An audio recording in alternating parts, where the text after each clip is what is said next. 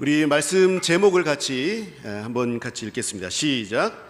사랑이 완성되었습니다. 아멘. 우리가 맛있는 식당을 잘 찾아다니죠.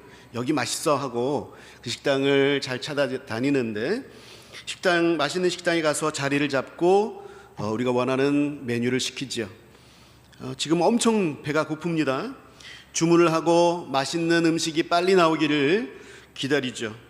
마침내 딩동 내 번호가 울려서 내가 주문한 음식이 완성되었다 그렇게 알려줄 때, 또 아니면 종업원이 완성된 음식을 가지고 내 앞에 나올 때에 우리는 참 기쁘죠. 완성된 맛있는 음식을 먹으면서 가지는 소소한 행복을 우리는 참 좋아합니다. 집을 살 때, 또 계약이 완성이 되었을 때에, 또 고장난 물건이 AS센터에 맡겨져서 온전하게 제대로 고쳐져서 내게로 또 돌아왔을 때에, 또 중요한 때 입으려고 마친 옷이 완성되어서 내가 입게 되었을 때에 우리는 행복감을 느낍니다. 이런 세상의 완성은 대부분 정당한 대가를 지불하고 얻은 기쁨입니다. 하지만 내가 지불할 수 없는 엄청난 대가를 누군가 대신 치러서 완성된 행복이 있습니다. 이 세상에서 나를 위해서 완성된 그 어떤 것보다도 나에게 완전한 행복을 주는 완성이 있는 것이죠. 그것이 바로 오늘 우리에게 말씀하시는 것입니다. 바로 하나님의 사랑이 완성되었다라는 것입니다. 오늘 이 시간 하나님의 사랑이 완성되었다라는 것이 우리에게 어떤 의미가 있는지, 그리고 어떤 희생을 통해서 이 완성을 이루셨는지, 그리고 사랑의 완성을 선물로 받은 우리는 어떤 삶을 살아가야 하는지 깨닫게 되는 귀한 또 성탄의 시간이 되기를 소망합니다. 먼저 하나님이 사랑을 완성하셨다라는 것이 무엇을 우리에게 의미할까요? 우리 요한복음 3장 16절, 우리 잘 알고 있는 말씀인데요, 한번 암송해 보도록 하겠습니다. 시작. 하나님이 세상을 이처럼 사랑하사 독생자를 주셨으니 이는 저를 믿는 자마다 멸망하지 않고 영생을 얻게 하려 하심이니라. 우리가 다 암송할 만큼 유명한 말씀입니다. 왜 유명하냐? 이것이 복음의 핵심이기 때문에 그렇습니다. 복음의 핵심이라는 것은 이 한마디에 하나님의 모든 것이 다 담겨져 있다라는 것이죠. 하나님이 세상을 사랑하셨다 말씀하고 있습니다. 하나님이 여러 성품을 가지고 계시지만 하나님이 어떤 분이시냐를 단 한 가지로 한마디로 말할 수 있다면 사랑의 하나님이시다라는 것입니다. 하나님이 세상을 사랑하셨다. 하나님이 태초에 천지를 창조하실 때에도 하나님은 사랑으로 창조하셨습니다. 보시기에 좋았더라. 창조하실 때마다 하나님은 보시기에 좋았더라 라고 말씀하셨는데, 이 보시기에 좋았더라 라는 의미는 하나님이 그 만드신 피조물들을 사랑하셨더라 라는 말씀과 다르지 않습니다. 너무나도 보기 좋았고 그것이 사랑스러웠다라는 말이죠.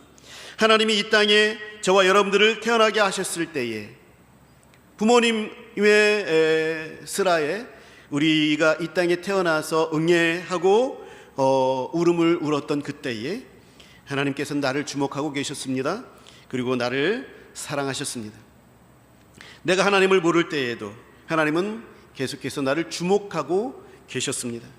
인간이 하나님께 원죄를 범한 후에도 하나님은 즉각 원복음을 주시면서 구원하시기로 작정하셨습니다.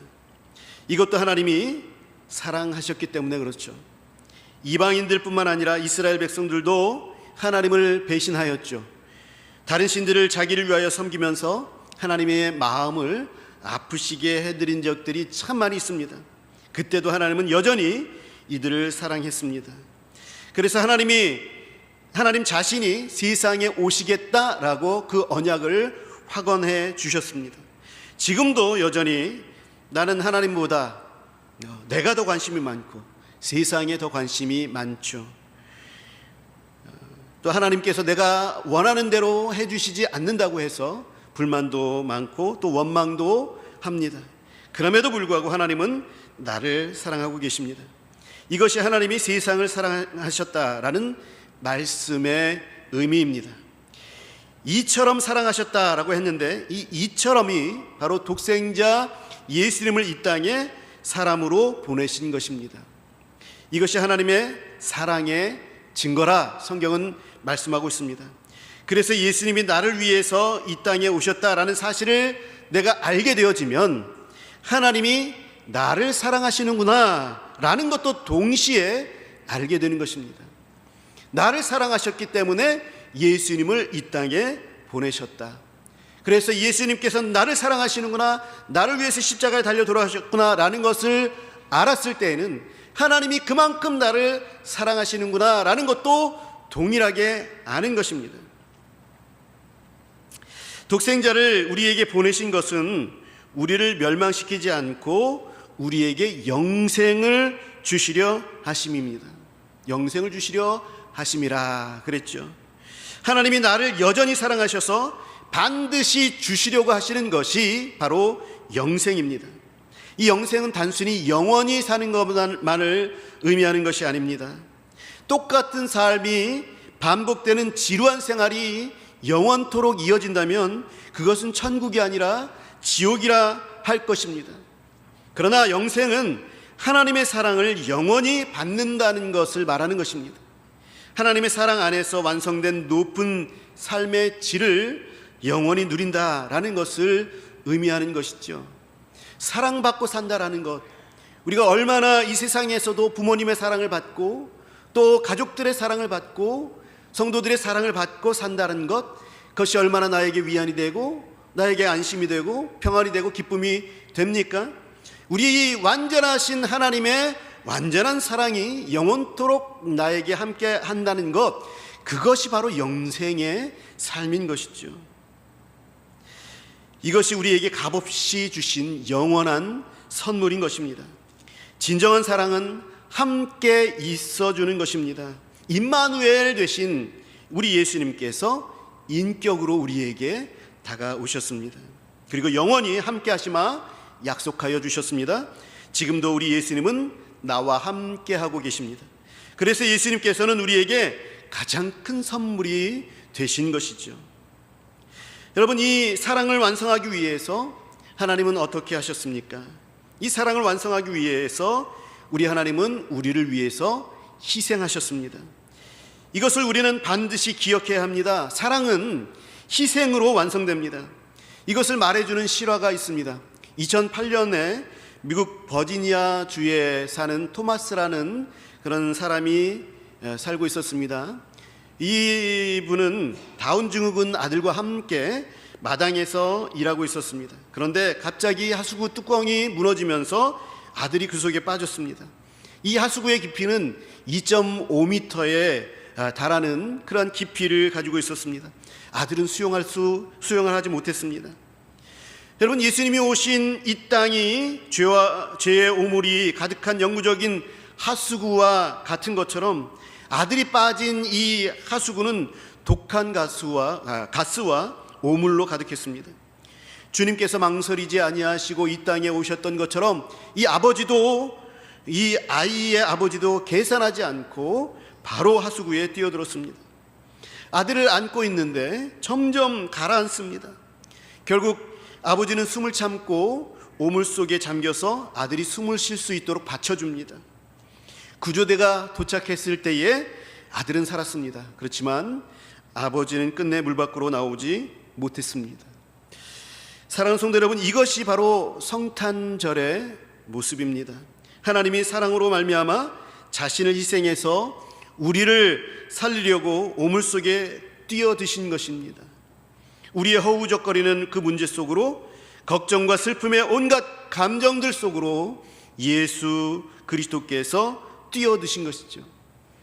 하나님은 세상을 사랑하셔서 독생자를 주셨다라고 했는데요, 이 독생자는 외아들만을 의미하는 것이 아닙니다. 독생자는 하나밖에 없는 대체 불가능한 존재를 의미하는 것입니다. 그래서 하나님께서는 자기와 동등한 아들을 보내셔서 사실상 자기 자신을 우리에게 주신 것입니다. 그래서 그 아들을 우리 대신 죽이셨습니다. 그렇기 때문에 예수님의 탄생과 예수님의 십자가는 결코 분리될 수가 없는 것입니다. 예수님이 십자가에서 다 이루었다라고 외치신 것이 바로 예수님이 탄생하신 목적이었습니다. 없어지면 자기 전부가 없어지는 그런 존재, 사라지면 내 모든 것들이 다 사라지는 그런 존재가 바로 독생자의 의미입니다. 하나님에게 있어서 독생자는 바로 그러한 의미가 되는 것입니다. 이것이 하나님이 우리를 사랑하신 대가입니다. 그 독생자를 주셨으니 자기 전부를 주신 것입니다. 독생자 예수 그리스도께서 이 땅에서 십자가에 못 박혀 죽으셨으니 하나님 자신도 죽으신 것이나 다를 바가 없는 것입니다. 이것이 하나님이 우리를 사랑하신 대가인 것이죠. 그런데 여러분, 우리에게 익숙한 손익계산서를 여기에 한번 적용해 보시기 바랍니다. 우리는 투자할 가치가 없는 곳에 투자하는 것을 허비라고 하지요. 낭비라고 합니다. 우리의 투자의 법칙을 볼 때에도 하나님께서 아들을 보내셔서 나를 위해서 죽으시는 것, 이거 허비입니다. 우리가 그 정도로의 가치가 없기 때문에 그렇습니다. 그러나 하나님은 우리를 위해서 자신의 가장 가치 있는 것을 허비하셨습니다.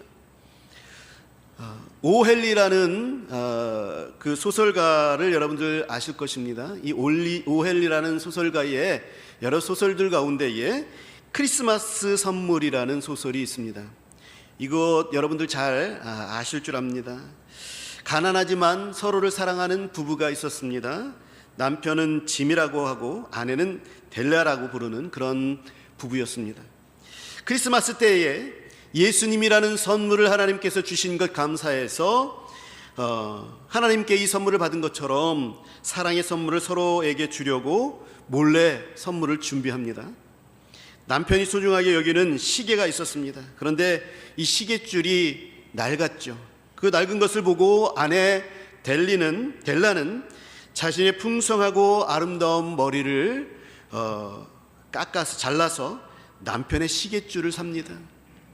남편인 짐은 델라의 풍성하고 아름다운 그 머리카락에 어울리는 머리핀을 사기 위해서 자기의 시계를 팔게 됐죠. 크리스마스 때 서로의 선물을 뜯어보는 순간 어떠했겠습니까? 세상적인 눈으로 보게 되어지면 두 사람의 선물은 아무런 쓸모가 없게 되어지는 것이었죠. 그러나 우리는 이 두 부부를 어리석다라고 평가하지 않습니다. 우리는 오히려 아름답다라고 합니다. 왜 그렇습니까? 서로를 위해서 자신의 모든 전부를 내어주었기 때문에 그렇습니다. 세상의 계산기로는 낭비이고 세상의 계산기로는 손익계산서로는 손해이지만 사랑의 계산법으로는 완성이기 때문에 그렇습니다. 서로를 위해서 자신의 전부를 내어진 그 마음이 사랑을 완성한 것이죠. 하나님은 우리를 구원하기 위해서 자신의 가장 소중한 독생자를 허비하셨습니다. 하나님은 계산기를 두드리지 않으셨습니다. 왜냐하면 하나님의 눈에 저와 여러분 한 사람 한 사람이 예수님의 생명만큼이나 소중했기 때문에 그렇습니다. 그러므로 우리 스스로를 향하여서 너는 쓸모없어, 실패한 인생이라 라고 하지 않으셔야 합니다. 오늘 주신 요한복음 3장 16절은 너는 내 아들의 생명과 맞바꿀 정도로 귀하다, 가치 있다 라고 우리들에게 말씀해 주고 있는 그런 말씀입니다. 이것이 은혜의 낭비이자 사랑의 완성인 것입니다. 그렇다면 이렇게 완성된 사랑을 받은 우리는 어떻게 살아야 합니까? 요한일서 4장에서 말씀하고 있죠. 사랑은 여기 있으니 우리가 하나님을 사랑한 것이 아니요 하나님이 우리를 사랑하사 우리 죄를 속하기 위하여 화목제물로 그 아들을 보내셨습니다. 사랑하는 자들아, 하나님이 이같이 우리를 사랑하셨은즉 우리도 서로 사랑하는 것이 마땅하도다 말씀하셨습니다. 우리는 완성된 사랑을 받았기 때문에 우리는 큰 빚을 진 자입니다. 우리가 사랑해야 하는 이유는 착한 사람이 되기 위해서가 아닙니다. 우리는 엄청난 사랑에 빚을 졌기 때문에 사랑해야 하는 것이죠. 예수님도 십자가에 달리시기 전에 유언의 말씀을 주셨습니다. 요한복음 13장 34절에서 새 계명을 너희에게 주노니 서로 사랑하라. 내가 너희를 사랑한 것 같이 너희도 서로 사랑하라. 그렇게 명령하셨습니다.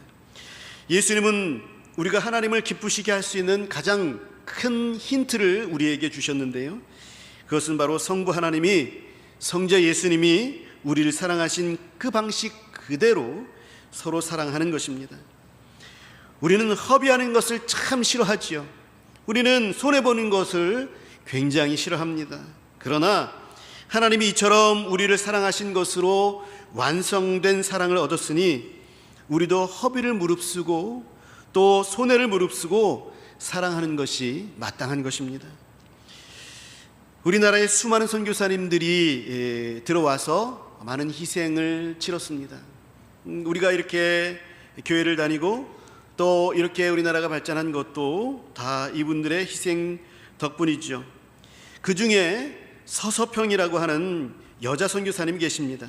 서서평이라고 한국 이름을 붙이는 선교사님이신데요, 독일인입니다. 이 선교사는 어릴 때에 부모로부터 버림을 받습니다. 그리고 할머니 손에서 자라납니다. 그런데 9살 되던 때에 이 할머니마저 돌아가십니다. 두 번째로 버림을 받은 것이지요. 그래서 미국에 이민가 있는 어머니를 찾아서 주소 하나 들고 미국으로 건너갑니다. 가톨릭 신자였던 어머니 따라서 가톨릭 신자로 살다가 간호사가 됩니다. 그리고 간호사가 되었을 때에 개신교로 개종을 하였는데 이것 때문에 또 어머니로부터 세 번째로 또 쫓겨남을 당하게 됩니다. 그런 가운데 어떤 선교사로부터 조선에 환자가 있는데 제대로 치료를 받지 못해서 길거리에 버려지고 있다라는 그런 말을 듣습니다. 그래서 한국 선교를 지원해서 1912년에 한국에 오게 됩니다. 그래서 미혼모와 고아와 나병 환자 그리고 노숙인들을 보살폈습니다. 자기에게 오는 적은 그 생활비, 이것을 가지고 다 털어서 이들을 위해서 사용합니다. 그러다가 정작 자기 자신은 영양실조로 하나님 품에 안기신 분이 바로 이 서서평이라는 여자 선교사입니다. 죽기 얼마 전에도 노숙자를 위해서 자신의 담요를 반으로 잘라서 나누어 주었다라고 합니다. 이러한 서서평 선교사의 섬김과 희생, 이것은 예수님께 빚진 사랑을 갚기 위한 것이었습니다. 이런 분들의 사랑으로 말미암아 한국교회는 성장했고 또 이들의 허비, 이들의 낭비로 말미암아 한국이라는 나라가 발전하게 되었습니다. 사랑하는 성도 여러분, 우리 조금만 주를 위해서 허비할 수 있기를 바랍니다. 내 자존심 조금만 하나님을 위해서 또 성도들을 위해서 가족들을 위해서 허비할 줄 아시기 바랍니다. 내 시간을, 내 물질을 누군가를 위해서 여러분 낭비합시다.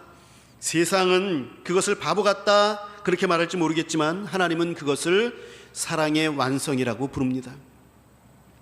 오늘 성탄절이 따뜻한 것은 분위기 좋은 캐롤이 울려 퍼져서가 아닙니다. 거리에 풍성한 네온 사인이나 휘황찬란한 크리스마스 트리 때문이 아닙니다.